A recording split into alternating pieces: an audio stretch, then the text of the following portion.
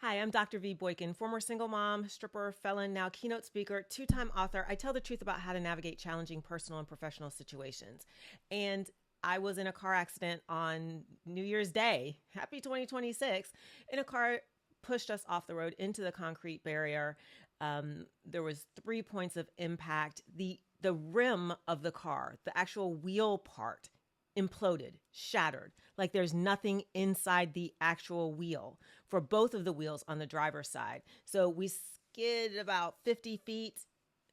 All of that to say, when I went to the doctor, he said, tell me about how you were in the car, what hit, what didn't hit, right? Because I hit my head. I had those 3 points of impact. I've got shoulder, back, neck pain, the whole shebang. And I said, oh, well, I stayed relaxed, just like they told you. You're supposed to stay relaxed. He's like, actually, that's not true anymore.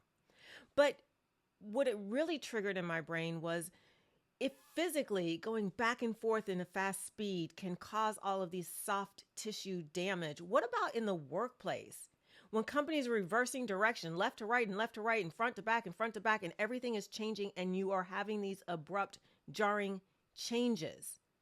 Is that giving us mental whiplash? Because anybody that's been in corporate America these past couple of years would definitely say yes.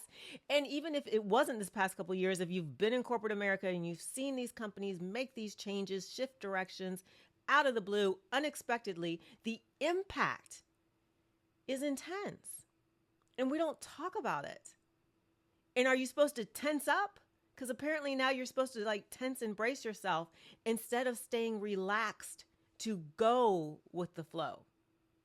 I always thought and I always tried, didn't always succeed, to stay relaxed and absorb all of these changes when actually some tension and rigidity in core engagement would have been a better choice. So as all these changes are coming towards you, especially if you're a leader, are you just staying loose and rolling with whatever they give you? Or are you maintaining some core rigidity and pushing back and bracing yourself and your team for these wildly spinning changes that companies do? Because one of those choices actually lessens soft tissue damage.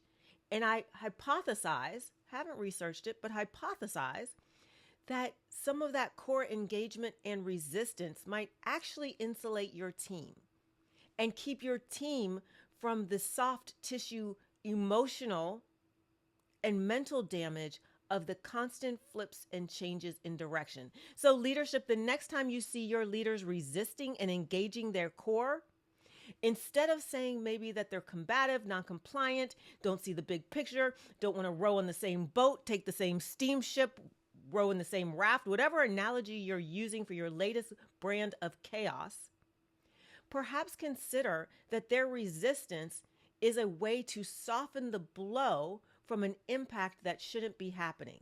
That's not their fault.